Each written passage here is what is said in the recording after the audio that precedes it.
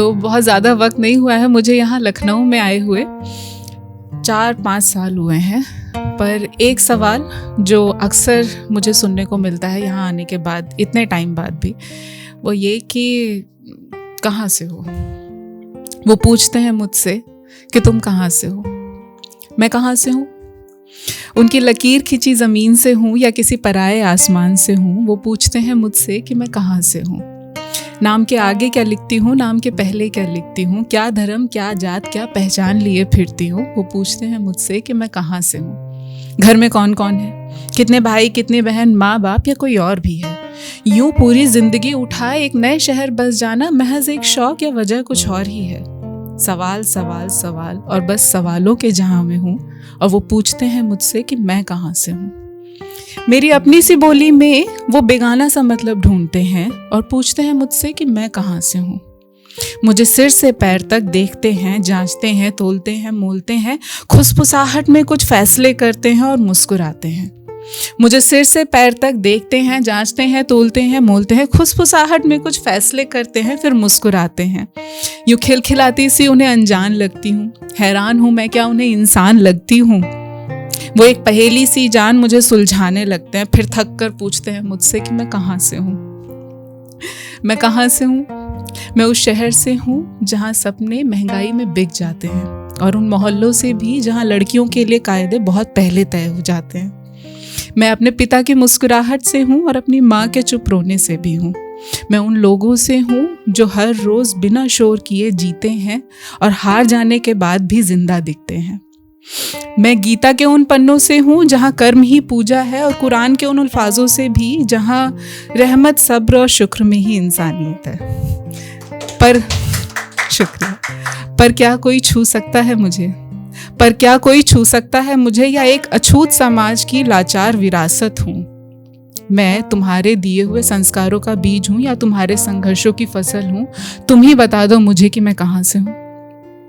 मैं प्यार के उस नरक से हूँ जहाँ मोहब्बत हर रोज़ इम्तिहान लेती है, और नफ़रत की उस जन्नत से भी जहाँ मूरत की जगह तो है पर इंसानों की नहीं। मैं उस मजदूर से हूँ जिसके घर बिजली से पहले कर्जा आता है, और उस मजदूर से भी जो हर रोज़ नया शहर बनाता है पर हर खुद बिन पते के जीता है। मैं डिजिटल इंडिया की भी हूँ। मैं डिजिटल इंडिया की भी हूँ जहाँ रील 15 सेकंड में वायरल हो जाती है और सच बोलने वाले लोग 15 दिन में गायब। जहाँ लोगों के हाथ में मोबाइल हैं और उनके मोहल्लों में पानी नहीं। जहाँ लाइक का मतलब मोहब्बत है और सच बोलने का मतलब एंटी नेशनल। मैं उन पढ़े लिखे नौजवानों से हूँ जिनके हाथ में किताबें हैं और दिल में एक बेचैनी कि पढ़ाई तो है पर नौकरी नहीं।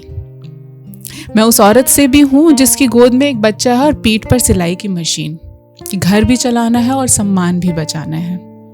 मैं उस दलित से भी हूँ जिसकी पढ़ाई काफ़ी नहीं मेज के दूसरी तरफ बैठने के लिए। तुम ही बता दो मुझे कि मैं कहाँ से हूँ।